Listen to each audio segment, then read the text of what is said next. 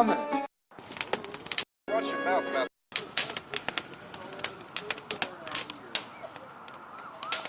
Well, you gotta get that dog out. Excuse me, sir. Can I ask you a few questions? Shit, Norleen, you better get out here. That guy from the news is here with his microphone and camera again. Sorry, I just wanted to get your opinion on the current situation. Can you tell me what happened here? Oh, we was just sitting in the trailer, minding our own business, watching the TV. Duck Dynasty. Mm-hmm. Then all of a sudden there was just this ruckus outside, people hooting and hollering, and craziness happening out here. It was terrible. It was like people's crashing through trailer walls like they's made of tissue paper or something. Yeah, some of them Blade Runners showed up here to apparently to retire them some replicants in the park here. So you're having replicant problems on a regular basis? Oh, no. We got a couple of replicants live a few trailers down here, and they're no problem at all. They just mind their own business, no issues. Yeah, I sit next to a couple of them at the bingo hall every Monday night, and they's perfectly nice. What with them being artificious and all. Yeah, it's them Blade Runners that's the problem. They all high and mighty, thinking they're better than everybody else, shining their damn lens flares in your windows at night. You can't sleep. Flying overhead in their flying cars with their loud synthesizer music blaring out the windows. I will tell you something too. Them Blade Runners ain't no better than you and me at telling the replicants apart from the regular. Goddamn, shut up! They even had him down at the station last week and asking him all sorts of stupid questions, making him look in that funny eyeball machine and thinking that he was a replicant. I'll tell you, that all they would have had to done is ask me. I've been living with this man for 30 years. You'd think I'd know by now if he was a damn artificial life form. I mean, don't get me wrong. It is one thing to sit next to him at bingo, but it's a whole other matter to invite one of them into my bedroom. No, sir, not from me. So just to be clear, if you folks were walking through a desert and... Why would I be walking through a desert? It's just a hypothetical situation. You're walking through a desert and you see a tortoise on its back. And It's a tortoise. You ain't making any. Sir, if you mind, if you're walking through a desert, you see a tortoise laying on its back on the ground, what would your response be?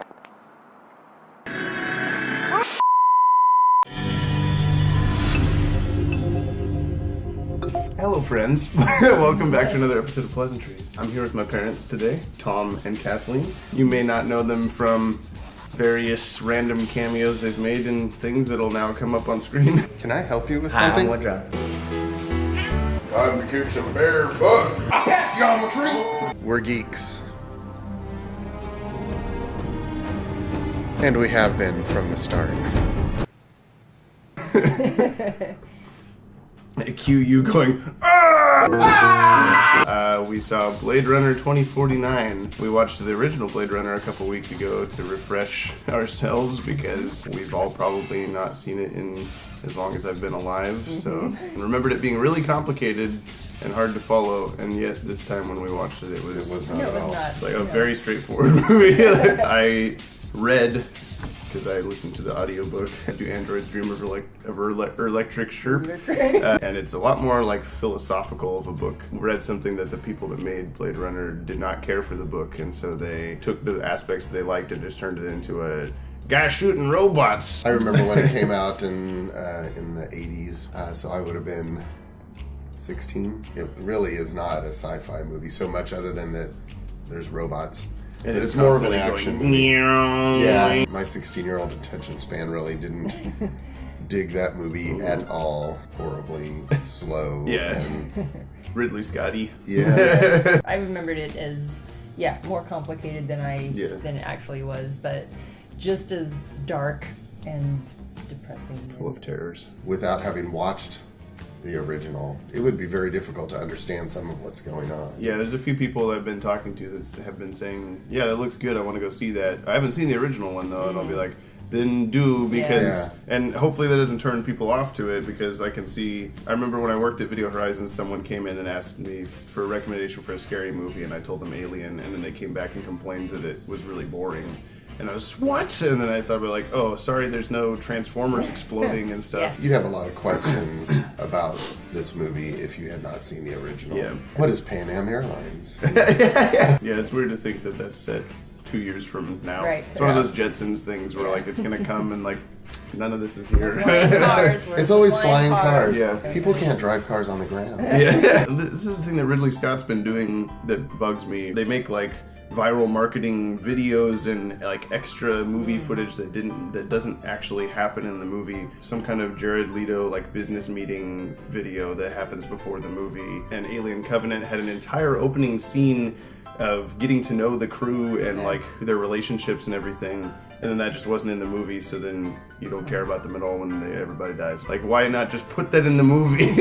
I guess Blade Runner 2049 is already like 2 hours and 45 minutes or something, yeah. The reason that movie's so long is because everywhere that Ryan Gosling walks, he walks at a pace like this. It's like if he would walk at a normal speed, the movie would probably be an hour and 5 minutes. They did a very good job of bringing over the feel of the original. Lauded because, it's film noir and science fiction, and Vangelis did the music in the original one, Cherry the Fire guy, and he basically is all electronic. The music was extremely similar. It wasn't even really music, it's just like tones, Yeah, and the one thing that kind of bugged me in the original one, everything took place at night, and so everything was very shadowy on purpose. And in this new one, there are some daytime scenes, like the opening scene. Yeah, there's a scene with him in the police chief lady's office, and it's just fluorescent, like, bright lights. Right. Caught me off guard every time you're in that room. It was like, no. Yeah, Tone it down a bit. There's a point where you take that too far with the shadowy and the dark film noir and all that. Every scene with Jared Leto,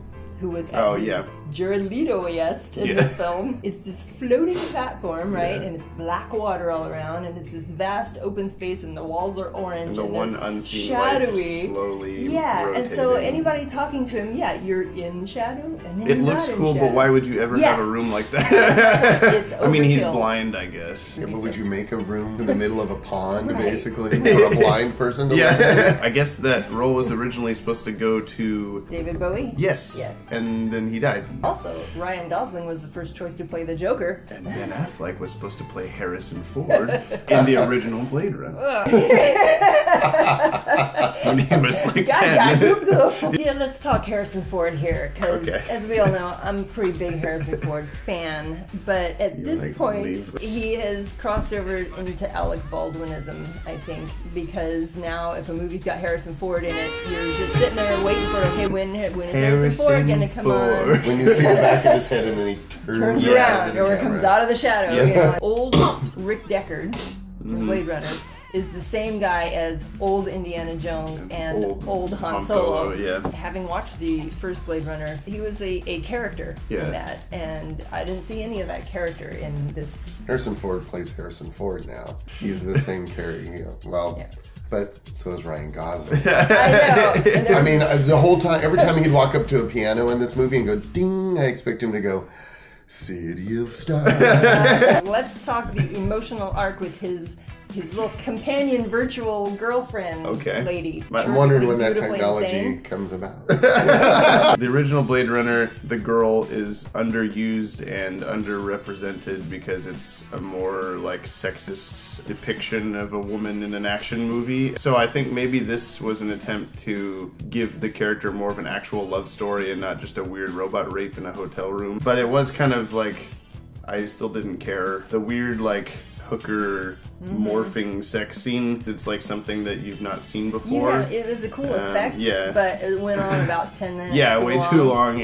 Everything in this movie went on about 10 minutes too long. I actually enjoyed the movie, and I appreciated a lot of things from it, but everything moved so ridiculously slow. I think we were supposed to have some feeling for her growing to, because I genuinely felt like her virtual character actually loved him. They make it real clear, we gotta purge her from the apartment, and so now you only exist in this little transmitter thing, and so obviously immediately she's gonna die. You know, she's as soon as they say that. I don't know. It's probably an analogy for something that I haven't read into Ridley Scott. And what was with the beehives? Jared Leto's character has like saved all mankind by genetically engineering food sources, so there are no crops. Yes. Bees. Well, I think that originally I thought like oh, okay. We haven't met Harrison Ford yet, like for Right, 15 maybe more he's a minutes. beekeeper. Yeah, maybe he's like trying to cultivate Right. something, and That's so what I was thinking, is that but there then was as soon some as you garden meet him, somewhere. as soon as you meet him, he's just, I've stopped giving a fuck a long time ago. Then why are there bees? Going back to your criticism of Harrison Ford just playing Harrison Ford, you need to watch the original Blade Runner to understand a lot of what's going on in this movie, but then Harrison Ford's character in this, they're banking on you not remembering the original, so Right. you remember him as this badass action hero, because he's really not. Like, he's pretty bad at his job in the Yeah. like he shoots the one replicant really sloppily in the middle of a like crowd that he's shouting to get out of the way, and any other time that he's fighting a replicant, he gets his ass kicked like immediately. So but then in this one, there's the scene where all the like Elvis like holograms are Right. glitching on and off, and he just like so accurately shoots right next to Ryan Gosling's head, like almost on purpose as like a warning shot and stuff like that. And like, he's not that good. Like, he's drunk all the time. He's old. And he makes an offhand comment, I like this song. It's like, Rick Deckard, the original, Yeah. would not have ever said that. Yeah, I'm he's sorry. just being. Yeah, just That's being not how the Harrison Ford. Force works. And Sean Young got pretty big billing as being a part of this movie, and her image was in it for 10 seconds. Probably some of the best CGI recreation. Better than Carrie Fisher. Way better than the Star Yeah, Wars I was movie. gonna. Something's weird about the mouth and the eyes. Just like a pixel wrong. I don't know. It's getting better. Yeah. I mean, who was in Tron? Jeff. Oh yeah, that was bad. was bad. Jeff Bridges was Yeah, bad. bad. But that was also like 6 or 7 years right. ago. I was like, yeah. it's getting good. That was the first one we really and saw that. that's way. what I was thinking though with this is I don't want them to do that anymore Yeah, because yeah. 6 or 7 years from now we're gonna be like, oh, that looks so bad. like, Like, oh. you got to think that Harrison Ford's kids are really excited about him right now because Yes. Money. Did you feel like a connection to the coming back? How did you feel playing the same character? And it was, what? They just hand me the check. I was thinking about that when we were watching the original Blade Runner. Was I wonder when Harrison Ford's in his 20s and 30s, did he care then? Right. Or was he also just doing it for money then? Yes, another Indiana Jones movie. I love this character. It really speaks to the blood. Or if he just goes, oh, they're gonna how pay much me is it going to $35 be? million? Yeah. I hope they did this on purpose because I took notice of some of the camera angles and ways that they chose to do the special effects mirrored ways that they did it in the original due to limitations. Flying car, it's going straight away from the camera or straight sideways. Very unoften do you see it at a like more like swooping Star Warsy angle. There's no computer effects in the original one, so they just have it's on a stick and they put they make the camera go past it. If they did that on purpose, I appreciated that they did that on purpose. Edward James Olmos. Oh yeah, I wanted to mention how I was happy that they brought him in, but I thought it was really funny how we knew immediately that it was Edward James Olmos. He's like in shadow. Yeah. We can just tell his voice, his profile, what he looks like, and then he like looks up to be slightly more lit and sets down a origami, and the music goes. As if you're supposed to be like, oh, it's that guy. I'm like, yeah, I know. But no, I appreciated the sheep. Since it was a big sheep, he usually did little tiny things. I would have been more impressed if he had been an old little man tiny making sheep. little tiny Yeah, sheep. I would have been more impressed if an old man made a tiny sheep, but Yeah. I digress. I hated this movie. It would have been better if you would have been Part of the an story, actual part yeah. of the story and done something. Would in it this have been movie. better though? Because I think that Harrison Ford was one of the worst parts of the movie. When they start unraveling the plot of, you're supposed to think that Ryan Gosling is Harrison Ford's son. Right. You catch on pretty early, if you're not an idiot, that that's where they're gonna head with this. Right. So then, when they spend 10 minutes of him reaching into the fireplace to take the horse out, and then another boom as he looks at the thing. Very slowly. Yeah, and yes, We I figured know. this out 20 minutes Get ago. on with it. So I was glad that then there's another twist that he's not actually, and that Right. he's the fake. Because I was worried that it was just going to be like they were finally going to catch up to Harrison Ford and figure out, you're my dad? And then I'll be like, I know! Yeah. So talking about parents and procreation. Oh yeah, there's a parallel there, eh? Ooh, are you really our son? Goodbye. Edward James Olmos fans that we are. we are, pretty much, we've all seen Battlestar Galactica 4 or 5 times through. If you haven't, like that. You figure it should. out, Joe. So. There's a lot of parallels here to the Cylons. Skin jobs. Lots. Why do all artificial life forms have to be born in goo? Yeah, what is I know, the deal it's with true. that? Yeah. That was immediately what I Yeah. thought whenever they Slide him slide it out of the Ziploc tube bag, and yeah. she flops on the ground and she's covered in goo and I'm like, what is it with the goo? Ostensibly have. So, all right. So you've got this race that wants to, continue itself, wants to procreate, and wants to be just as valid as any other species. And so they're trying to find a way to have babies. Like Cylons. Like Cylons, exactly. Cylons are that way, and Yeah. so are the replicants, apparently. So, so there's parallels. Do you think there will be more to the Blade Runner story? I was happy that there wasn't an Independence Day resurgence ending where they go, and now we're gonna go fight the aliens. The end. There was also openings. It's an open enough, I guess. Yeah. I don't want there to be more. Technically, the Kurt Russell movie Soldier is set in the Blade Runner universe, which I've never seen, but I have. See, I used to be the movie critic for the Daily Historian. wow. I had to do a movie every week, and one of them I had already seen, and the other one was playing Soldier. I went in to see it, and there was only one other person in the entire theater with me. He goes, well, I guess you're the only other sci-fi fan in Astoria. And I was like, I have to be here. That's the problem with this movie is that There's a lot to talk There- about and nothing to talk about. exactly. It's very much like watching the V'ger scene in Star Trek: The Motion Yeah. Picture. Yeah, this Ambiance and Yeah. atmosphere. cinephile in me appreciates that, and then the person in me. I'd like to go to the bathroom an hour ago. Interesting that they sort of confirm that Deckard is a replicant, but also Sort of. leave it open enough to where he still might not be. Right. Jared Leto's kind of, you're a robot, right? And then he goes like, oh, I know what's real. What does that mean? Are you a robot? It seems like there's no matter what storyline, what Battlestar Galactica or Blade Runner, the Alien universe, there's always immediate prejudice against Robots. The robots. Yeah, all the other police officers were like, fucking guy, get out of here. Yeah. I mean, gosh, if you made Yeah. androids that were that human-like and were not killing people, why would you hate those people? You're inferior inadequate, to yeah. them, I guess. It's kind of the reverse of actual racism in our society, though. We don't Lesser, typically yeah. have prejudice against people who we feel are superior to us. It was a pretty heavy discussion, but maybe that's the source of racism is people are afraid of that kind of person being better than them or stronger than them, and so they want to put them down. Could be. Slavery. Decent movie on its own.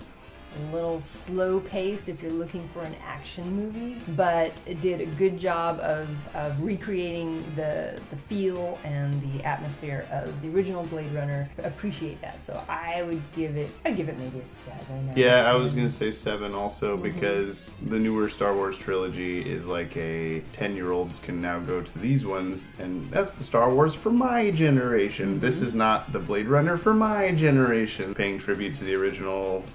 Just enough. Right. I still liked it a lot visually, and music was good, and acting was pretty good overall. Didn't need to happen. Yeah, I'll give it that too. A round number. Maybe I'll go 6.5. Oh, yeah, it'll just be set. Or 7.25. Thanks. No. Super glad I watched the original. I think don't go see the second one without seeing the first one first. It was definitely true to the original. The cinematography is fantastic. I guess I'm just not going to be a Ryan Gosling fan just because that's just... He's the new Nicolas Cage, being the same person in every movie. Prove me wrong, Ryan Gosling. I know you're watching. Yeah, no doubt. It's a marathon to watch. I don't think I'll probably ever on purpose watch it again. But maybe if we came up with some drinking game or something. Average score. Average score. Average score. We did that in like 10,000 times fewer takes than Kenny Wilson did. You suck, Kenny. Just kidding, dude. Not really. But just kidding. Cool. Thanks for stopping by. Of course. Yeah. Thanks for Okay. stopping by. Your hand is way colder than his. Always. Thanks for watching the show you don't watch. You have a fantastic evening. Goodbye. Thank you. See you later. Bye. Yummy bourbon. Minding our own business, watching the TV. People's Court, Up with Kardashians, Judge Judy, Fuller House Night, Orville, McNeil, Lehrer Report, O'Reilly Factor, Galactica 1980.